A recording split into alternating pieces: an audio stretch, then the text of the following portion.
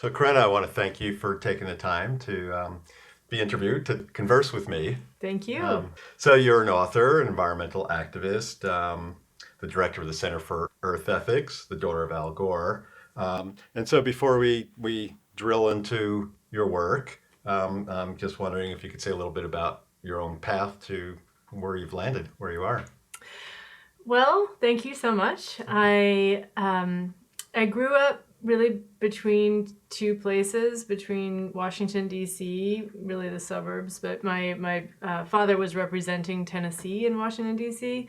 in the Congress when I was growing up. And so we spent most of our time there, but we spent a lot of time in Tennessee on a farm in rural Tennessee. So I grew up with that kind of what felt like a dichotomy at the time, and I was always sort of told that Tennessee was more genuine, more real, that was kind of what life was really all about, and that Washington was sort of there for the functional purpose of people coming together for the U.S. government and how that works.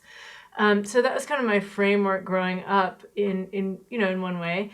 And then I went to college. I got involved in the 2000 campaign and got sort of pulled in another way into the kind of mainstream sort of spotlight of political dialogue in this country. Oh, so that really was your baptism by fire in the political campaigning? That was, I mean, I'd grown up around politics before then, but that was certainly a turning point in terms of sort of putting myself out there. And the interaction with that culture has taken a long time to process because it was very strange, and there's a lot of emptiness in that culture as well. So I learned a lot, and I ended up I had a sort of another patchwork career that involved being a lawyer and being a writer and working for nonprofits. But I had 3 kids, and then the path to coming to Union actually was just really a kind of reevaluation of what I wanted to do with my life.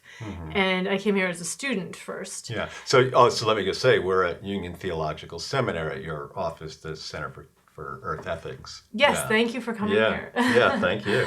Yeah. So so you became a student at Union. I became a student at Union after that path, and I graduated here in 2013 with a degree in social ethics and theology, and then I began work in a more general public programming job here at Union, and I got very focused on, I did not intend to go into work on climate change. That was always something my father worked on, and of course I was aware of, to say the least, but I was not intending to go into that as my particular vocational focus. But what happened was the United Nations Secretary General Ban Ki-moon called the Climate Summit in September 2014, and to engage civil society in confronting and solving this crisis. And there was also the People's Climate March, which was scheduled around that. Oh, yeah. And so at Union, where we'd already been talking about how we might gather international leaders for various discussions to do with religion and foreign affairs, my job became to plan a conference we called it Religions for the Earth, and we had over 200 religious and spiritual leaders from around the world come to reframe climate change as a moral issue and galvanize faith-based activism to solve it. So that became my work, that conference, and then after the conference, the Center for Earth Ethics grew out of that that conference. Oh, okay. So it was a kind of an organic growth. Definitely. Yeah. And so you bring up having been raised in a political family. Have you yourself ever thought that's a path for yourself? I really have not seriously thought about that for a while, and one of the things that I thought about and said after the 2000 experience was, and I wrote a book about women who worked behind the scenes in major social and political movements for change in this country. And I do believe there are just so many ways to be not only obviously a citizen, but a public servant, and to work on change. And I really believe in movement building from the ground up. And that is the kind of work that I want to do. And it's not that it's impossible to do that as an elected official, but I don't see that as my calling. And so for now, I'd say no. Yeah. So bringing up that book that you wrote in 2006, the name was "Lighting the Way: 9 Women Who Shaped Modern America," and it was a profile of 9 modern historical American women. What made you interested in writing that book? Well, I think a lot of it was actually the disillusionment that I felt about our political process. There is so much of a focus on who's winning, and it's almost, people cover it like sports or something. It sure is. And then there's also the money infiltration into it, and what that does to, the kind of mentality of political campaigns and coverage of political campaigns, which are, related. So anyway, I just wanted to remind myself of what I had grown up believing in about this democracy in this country.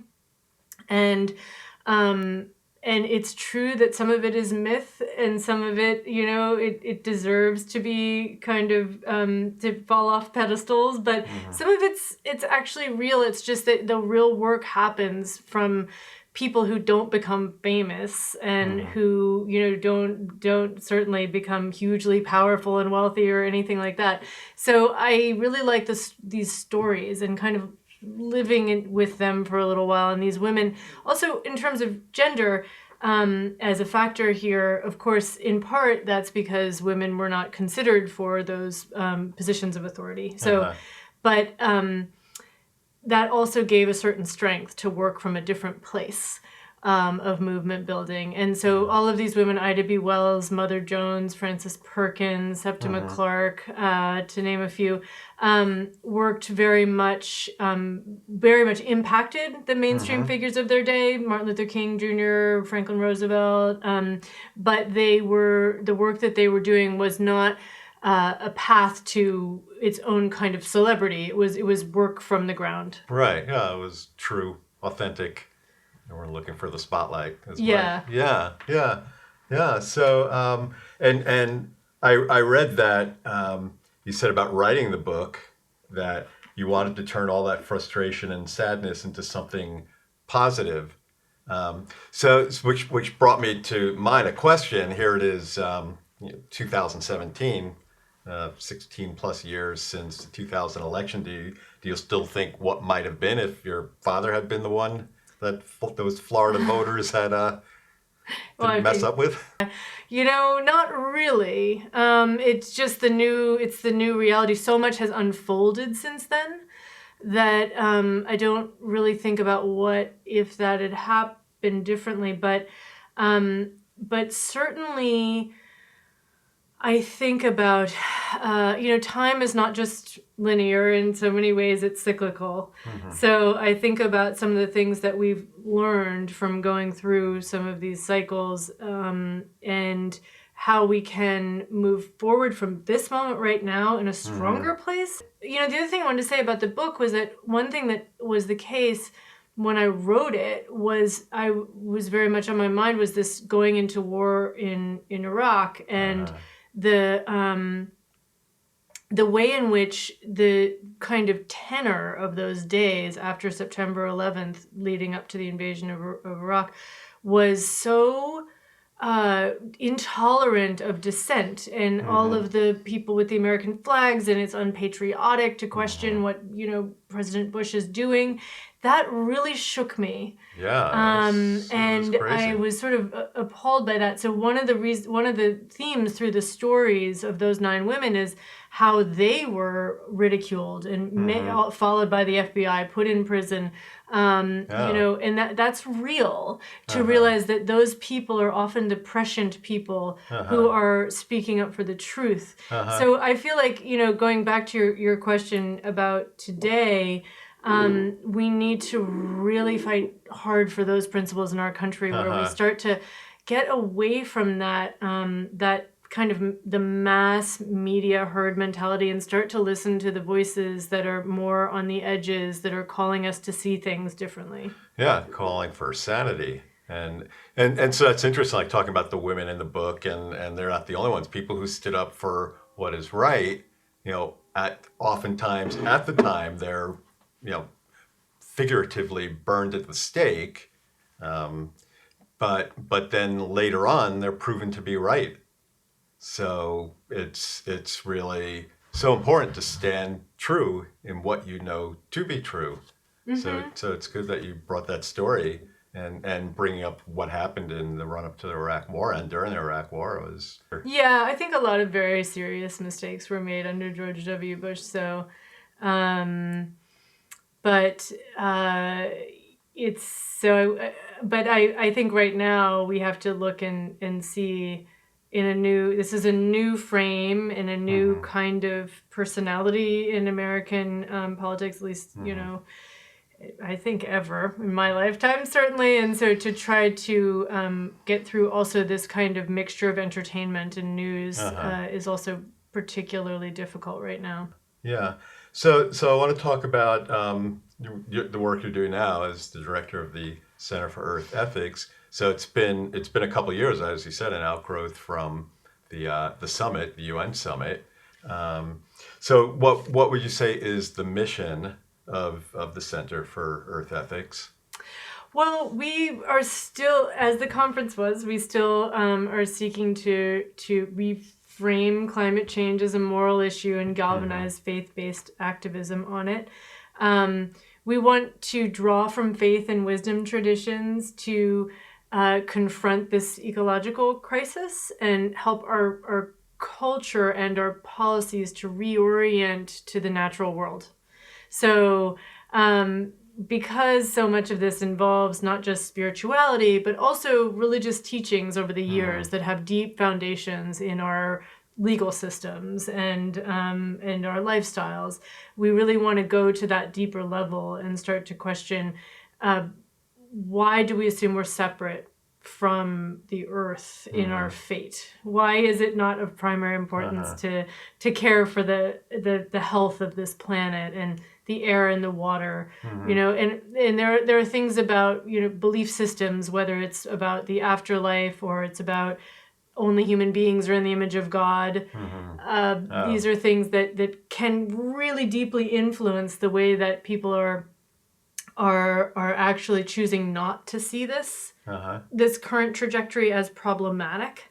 So we really want to be working on those levels of culture and values. And so the Center for Earth Ethics does that through education. We do classes here at Union, out in the field, workshops, and we do public programs. And then we also do movement building. So we really work trying to bridge the academy and the sort of front lines and the world of religion. So trying to, within that, in a similar way that happened in the civil rights era, try to find that energy for real social change to happen.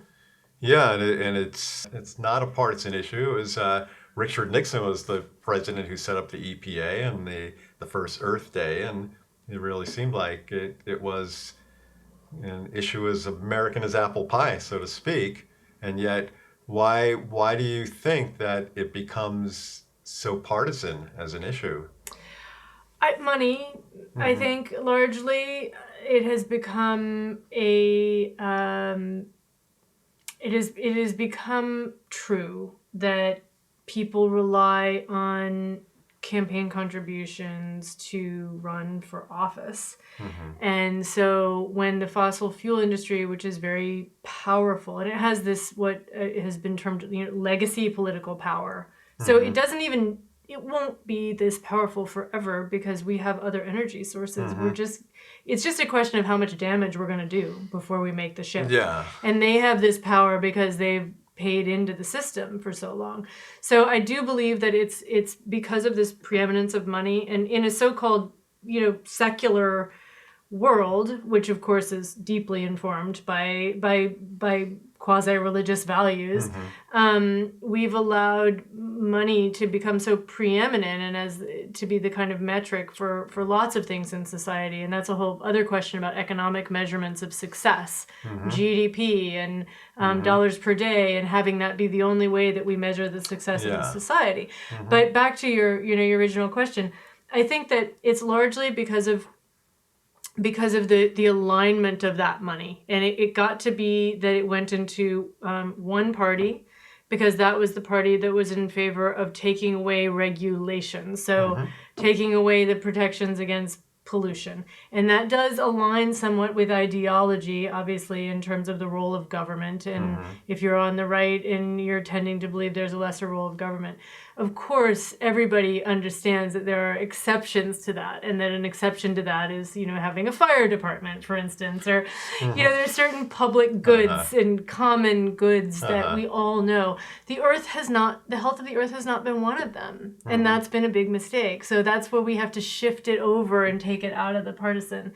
And I I believe deeply that we will. And like I said, it's a matter of how much damage we'll do and to who. And that's where it's important to remember that it is the poorest, the people with the least money and around the world. Around the world and political power that are being impacted by this now. So are we going to I hope it's not the case that we'd have to wait until the rich and powerful are being most impacted to address it. We should address it now. Yeah. Oh, no, without a doubt. From your past and whatever level of political connections you had, do you do any sort of politicking at this point in time on the issue of climate change, environment, sustainability? Well, that's interesting. I'm in a stage of my life where I'm sort of thinking about how to do that most effectively.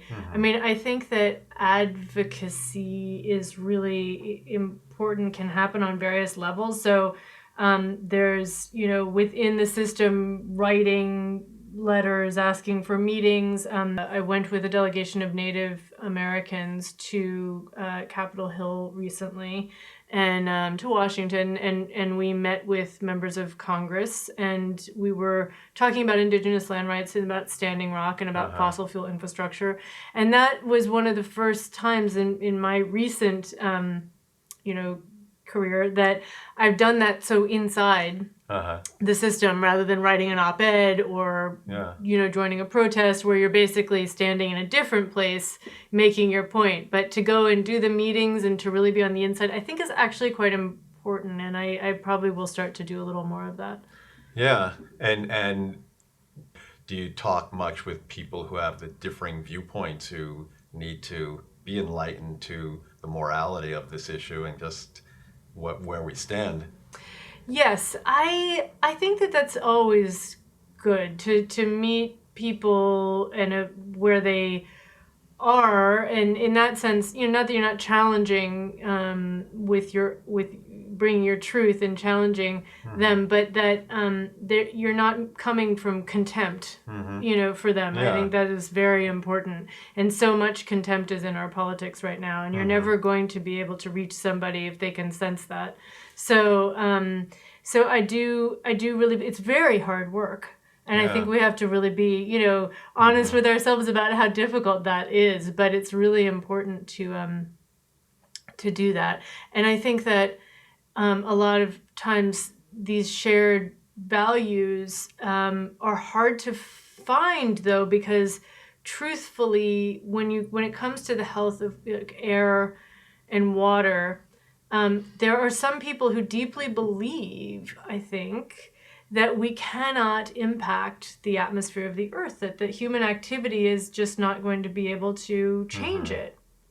And that's not an accident. It does have to do with theology, I think, but it also has to do with a lot of false information by the fossil fuel industry that has been, spending billions of dollars on misinformation. So we're dealing with those two things. Yeah, it's undoing a lot of conditioned thinking. Yeah. With your own roots as someone coming from Tennessee, do you go back much at all and connect with people there or?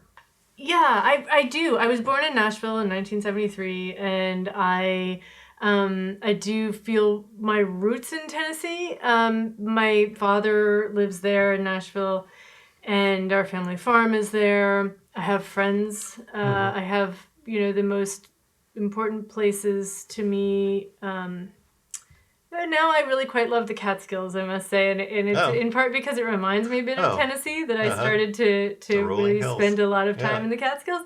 But I do connect to Tennessee. I'll be going there, in the beginning of June again. That's the next time I'll be going. But I've been in touch with friends there, Uh-huh. and Yeah. so. So most of the people that you're in touch with there have similar viewpoints as you, or you have people who have differing perspectives?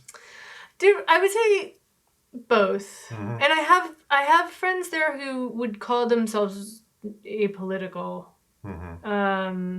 which I don't really subscribe to the idea that political is this in this bad area of Hmm. things that you stay away from, because it just has to do with, I mean, does have to do with power. And that's one thing, to recognize. And that's why a lot of times people say, oh, we don't want to get political. That just means we don't want to talk about that because it has to do with power and it might make someone feel Yeah. uncomfortable. Conflict averse. And, Yeah. and power is really important when you're talking about who's going to be able to stop the dumping of chemicals into this river. Hmm. And if you're going to say, well, let's not talk, it's too political, that's what happens, is that we Hmm. just let it go. And that's happened, unfortunately, a fair amount in Tennessee, certainly in the South as a region. And the Center for Earth Ethics does work in Alabama, Oh. in South Carolina. Oh. We have partners that we work with, and we're very happy to be connected down. Oh. And that region is very important in so many ways because of the enormous potential for leadership from people who come from generations that lived very closely with the land, that have a sense of kind of integrity and hard work, and I don't mean to romanticize, but I'm looking at the good Oh, in the yeah. character there. Uh-huh. And I really think that it's, as soon as they realize it's not the government versus them and their, it's actually the corporate world, which is now largely a global international corporate world that does not care about the health of your ecosystem. And in fact, what you can do is have a self-government, which is you, that will protect Uh-huh. against that. Yeah. And that's to shift the equation.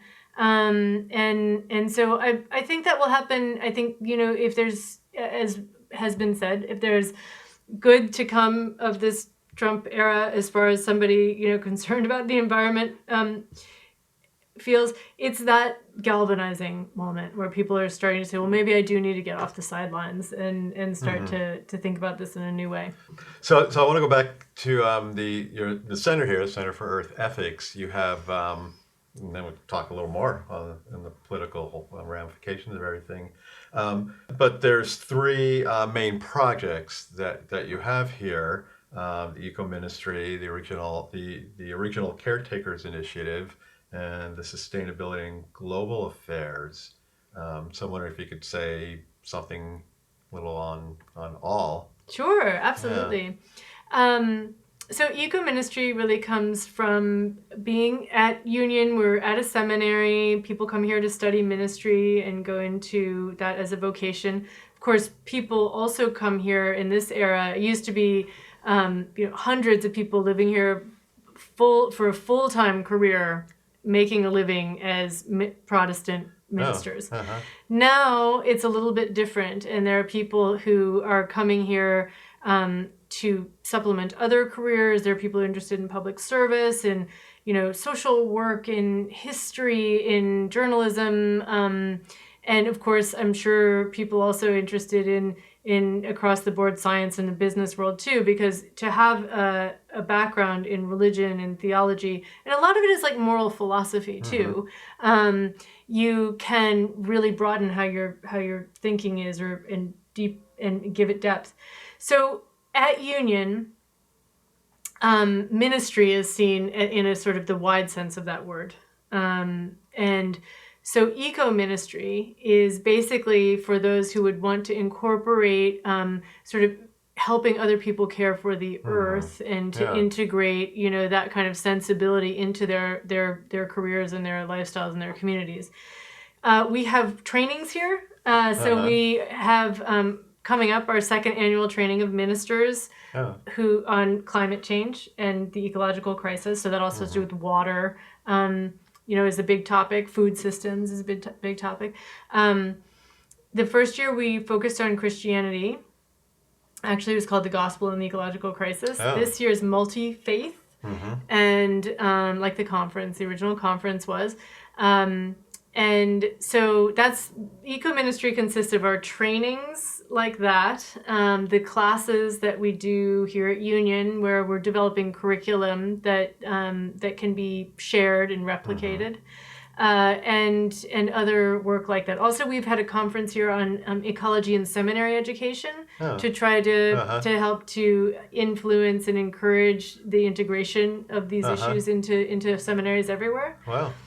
So that's those are all under the heading of eco-ministry. Original Caretakers is our program to engage and honor and learn from and work with and support indigenous traditions. And that is a really powerful component of our work. We have a director of that program, Mindahi Bastida, who is here, who lives here and is from the Otomi people of Mesoamerica. He came originally to the Religions for the Earth conference, so he's sort of been here with us from the beginning. And as we've seen this year, we saw the People's Climate March, and then of course with the Standing Rock Sioux and the conflict at the Standing Rock Reservation, we have seen the leadership of indigenous peoples on the front lines of climate change. And that's true not only because of land rights, it's true because of the wealth of knowledge and sacred knowledge in those traditions and rituals and practices.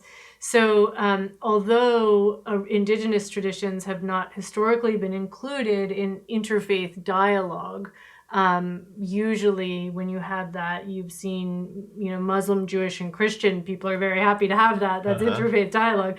But of course, when you add the non-Abrahamic traditions, Hinduism, Indic traditions, and Buddhist and East Asian traditions, but also indigenous, you have a whole other level of what you can learn. So we have the Original Caretakers program, which consists of scholars in residence here, fellows in the field, bringing in those voices, and also encouraging the faith community to stand in solidarity with indigenous peoples who are often in prayer in their own lands, where they're being told, that's not real religious freedom or prayer. That's not really an issue. That's an indigenous issue, not a faith issue. What we are doing with our Original Caretakers program is really reaching out to other people of faith to say, go stand with them, and so that their freedom of religion, just because there hasn't been a church built there or a cathedral, something man-made, doesn't mean it's not a sacred place. And that is a shift in thinking that once we make that, I think we'll all be able to really understand better why the entire planet is sacred. Yeah, and it's that connection to the earth that the indigenous wisdom has always maintained. Yeah. So, well, what if you could say about the third project before I ask I'm you sorry. Yeah, no. And then the third project is sustainability and global affairs, and we actually sometimes list 4 projects. So I will mention that sustainability and global affairs, and within that there is something called environmental justice and civic engagement.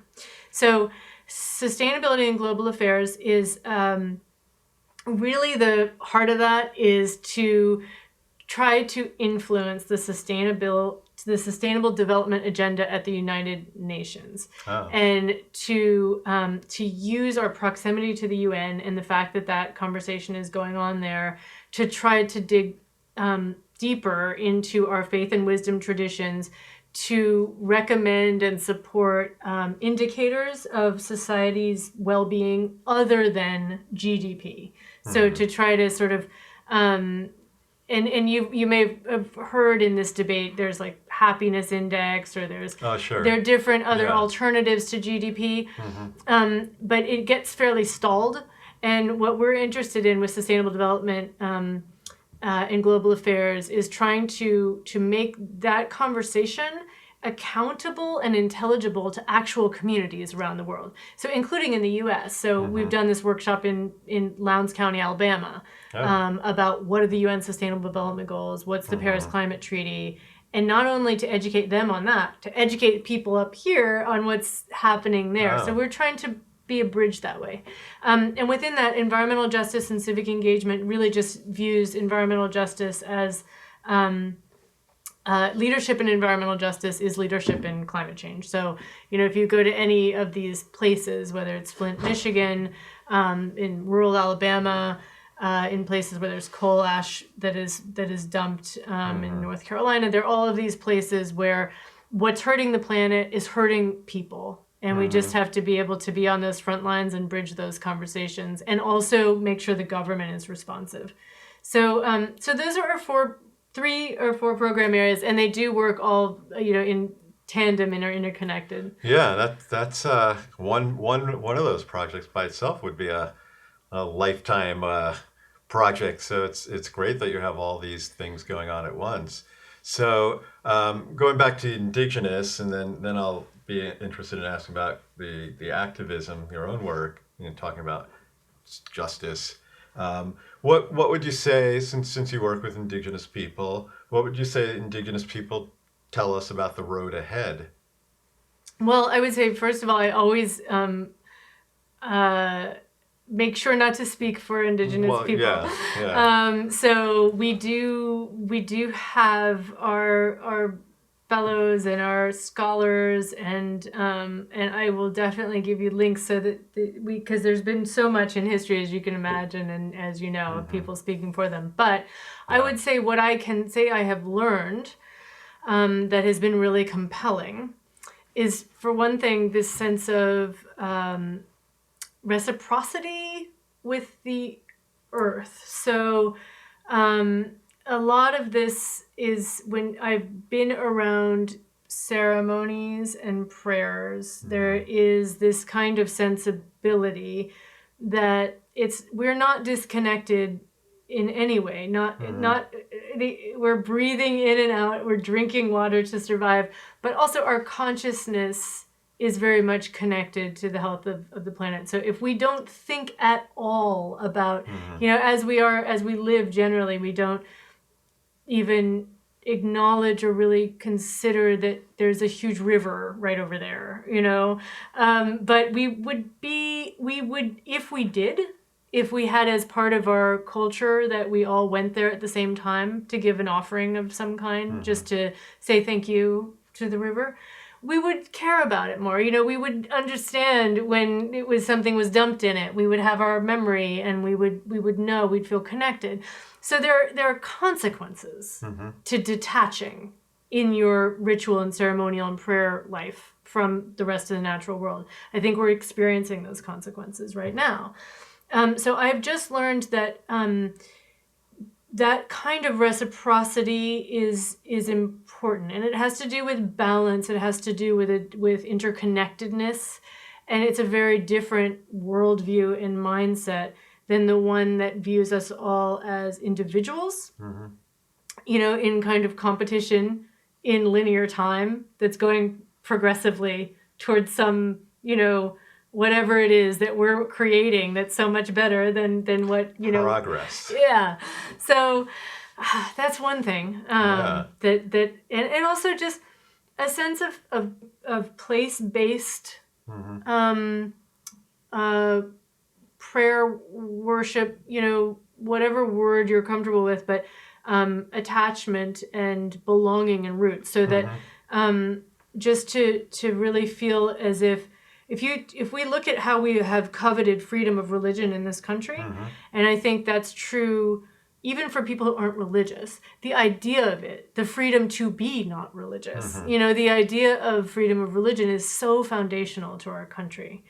And I think we should consider that if someone's whole faith and spirituality is really tied up in caring for a particular, place, and that they actually really believe in the trees and the river and you're going to come in and displace them, that's something, that really does impact freedom of religion. And so that's another thing that I've learned, is to start to really expand our view of what religion means. It's a very it's a word, it's a term and a category that is so defined by colonization, that we have to be very careful when we use it to understand what it is we're trying to say and what it is we're not yet willing to say. Oh, absolutely. I mean, that's where so many people nowadays consider themselves spiritual but not religious, because spirituality connotes something big, and religion is kind of parametered down into this framework, and with the rules and regulations that for some people they don't feel that it just expresses who they are. Yeah, and I suppose being at Union, I'm so used to, within these religions, there are so many varieties. And so within Judaism and Christianity and Islam and other religions, you can find the most, fundamentalist, strictly adhere to this one text, or the most free. Yes, there are many different truths. True. I only like one part of this, really, but yes, so there's a lot within these religions. So that's why I don't necessarily personally relate to the dichotomy of like spiritual but not religious and religious. Yeah. But I understand where those people are coming from. Yeah. And talking about the indigenous wisdom really puts it within the framework what you were talking about, how climate change, the environment being a moral issue, because it's really about our connection to the earth and seeing spirit everywhere. And it's such an important thing to understand what the earth is, and it's not something to just take and abuse, but to have a collaborative relationship with. Yeah, and also we need to understand that it's not even a matter of guilt and whether it's just like if you do that, you will suffer. We will collectively suffer. It's not even, it's reciprocity. Yeah. So, yeah. Yeah. So you've also been on the front lines of doing activism, environmental activism. You've been arrested in Boston last year, was it? You were one of protesters dealing with a pipeline construction. And then you've also worked against the potential fracking in New York State. Yes. Yeah. I was not a central part of that wonderful coalition, but when they got fracking banned in New York, I was very supportive of it. That was really a huge achievement, and that was a real grassroots campaign. And then I started to get more involved in the wake of this conference in the center and starting to see people. One of the amazing things about fighting these pipelines is it just brings it down to the ground, in every way. So when we're talking about climate change and the particles in the air, we also are seeing that, and in a way, this is a theological point that, because for a while, let me just talk about natural gas for a minute. For a while, and this happened particularly within the Democratic Party, in a way, it was seen as a bridge fuel and a kind of way in which we could wean ourselves off coal, and before renewables were available. And that's kind of the framework with which the industry sold itself and got very deep into the processes whereby these pipelines were approved. But meantime, people that knew about fracking and have lived around it it's not you're drilling deep into the earth and doing little explosions, and it is contaminating water. And the movie Gasland by Josh Bach showed that people can light their water on fire because of what's happening. So nonetheless, you could have said all of that to the people who were pro natural gas. They said, well, there's some problems with that. They'll fix the process. But when it's a bridge fuel, it's a clean fuel.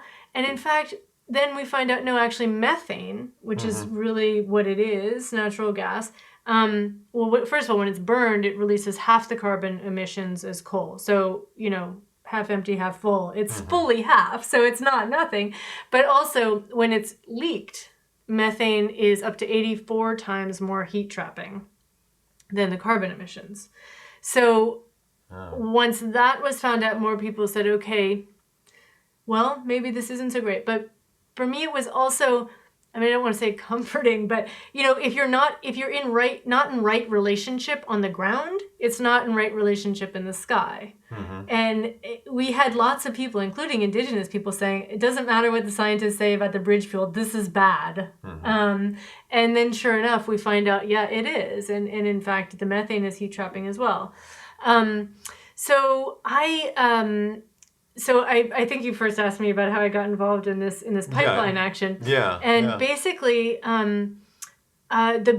this was during the Obama administration, so it was a very different energy around this issue. What it was you saw a little bit of dissonance between people acknowledging climate change as a problem that had to be solved, signing the Paris Treaty, understanding that we needed to cut our emissions and ratchet up our commitments, but yet allowing a build out of infrastructure that would lock us in for decades rather than investing in the renewable energy.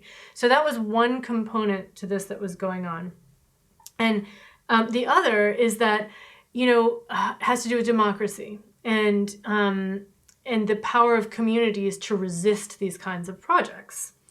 And we have a system now whereby it doesn't really matter what a local community thinks, whether it's a pipeline or fracking itself or bottled water, company, or a hazardous waste dump. If a community wants to say no, get out, they're actually overridden by regulatory agencies that are set up in order to permit the pollution. So that was happening in Boston, like the birthplace of the American Revolution, where you had every single elected official in this neighborhood in West Roxbury was against that pipeline. And the city of Boston is suing against the pipeline, which is being forced in there because of eminent domain and the Federal Energy Regulatory Commission in Washington approving it. So I was very struck by the fact that how can everybody be against this in this town?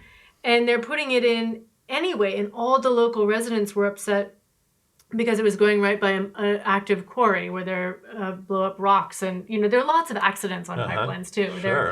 It happens quite a lot. So anyway, it was a very compelling set of circumstances. There was one other reason why I joined this particular action, and that is it was during our minister's training here at Union where Tim DeChristopher, who is a friend and a climate activist, brought this up, that he had seen a video of footage of in Pakistan. There was a terrible heat wave. Didn't used to happen with heat waves this badly, but it started to happen with stronger heat waves that are more lethal. And the next one that was coming, they did an interview with a man who was a grave digger, and he'd already dug this big grave because in anticipation of the heat wave, because he knew so many people would die, like last time, over 1,000. So the point is, he saw this trench, Tim did, and said, that trench looks just like that pipeline trench in West Roxbury. So the action that we did was actually an interfaith action that was a eulogy for victims, for the people who are actually dying of climate impacts now. And then we laid down in the trench as if it were a mass grave to call attention to that connection. So those are the things that were going on around that particular action in West Roxbury. And yes, I did get arrested, and I'm, we're moving towards trial, actually. Oh. So still involved in that Yeah. action. Well, that's a great statement. Nonviolent protest statement. So, Yes. yeah. Yes. Yeah. So in the little bit of time we have left, since kind of talking about direct action and kind of segue back into the political and our present time, a couple of months at this point into the Trump administration, what's your perspective or your take so far on Trump administration, the war on science, or just climate change and Yeah. the environment? Well, I'm stunned by it. I mean, Hmm. I think it's just been absolutely breathtaking to see the people that have been appointed. The CEO of Exxon appointed as Secretary of State, and And Scott Scott Pruitt at Pruitt. EPA, who has spoken out against protecting the environment from toxins, from real pollution that hurts people, of course, the rest of the planet too. So I'm really quite stunned by it. And I can only hope that there is a building, wave of people that are going to just absolutely reject it. And it's kind of like disease coming to the surface to be flushed out or something like that. I mean, that's the only way that I can. It's a distillation of something that was very much in there anyway. Oh yeah, it's A been little building. disguised. So somehow, if it's distilled and we face it that way, maybe it's healthier and then we actually get rid of it. So we have to rise to the occasion. And I think it does call upon us all to dig a little bit deeper in terms of why are we here anyway? What is the point of development? What is the point of success? What is the point of any of this if we don't have a people and a culture that we're proud of, that has honor and valor and depth to it? So I think we're given this amazing opportunity to fight for that. And in addition to protecting the planet, actually protecting our species, our integrity as a species, really, and certainly as a culture. Yeah, and your father, and was much publicity about it in December when Trump was in transition. He met with him, and he came out of the meeting saying he thought something positive perhaps, and I don't know if you're privy to hearing anything else, and if he still feels like something good may come of his contacts. You definitely have to ask him about that. I have not seen any evidence of Yeah, I think it was the next day Scott Pruitt got named. Yes, but my father feels very strongly that first of all, he has respect for the office and respect enough for the American people and the kind of longevity of time with which we're dealing. Yeah. That if he has an opportunity to give his perspective and his completely unvarnished sense of things to the person who holds that office, he will do that. Yeah. So I think he did that in that spirit, and he also I think sees the Paris Treaty is a very important thing, although it's not the only important thing. Yeah. It's a framework that it's not just our country. It's the entire world, and we want to be sure that stays intact and that other people don't feel free to withdraw, because that was a huge achievement. So that's his perspective. And I believe that we have to all be playing different roles in this movement right now, and not be kind of, sort of pointing here and there and whatever, but just respect that we have to work on all these levels. So I wish that I could have seen more impact from that conversation on the decisions of this administration. I have really been stunned. And I don't know when it's going to change, but we do know that it will change at some point, because Mother Nature is speaking. Yeah. And that's the other voice in this conversation that is only going to become more clear. And I fully agree. So for people who are, watching this going on and stunned and upset and hurting, and feeling very pessimistic and not so hopeful for what's the future, what would you say to them? Oh, I would say, well, first of all, I totally have been there and am there, and I think that it's very difficult to have the grief that we feel about where we are with climate change, where we are with what we've done already. I mean, the bleaching of the coral reefs, the extinction of species, the plastic trash in the ocean, the fact that some of this temperature rise is now really unavoidable. And these things are so difficult to absorb that I compounding that with feeling, full on all of these decisions and mistakes made by this administration, is really, I think, it has to only be used for fuel for the positive. We have to only realize that this is this moment that we have been chosen for. It's chosen us, however your cosmology wants to frame it. I don't believe that there's anything, by accident, or that there's some deeper purpose and meaning to where we are that we cannot see. Yeah.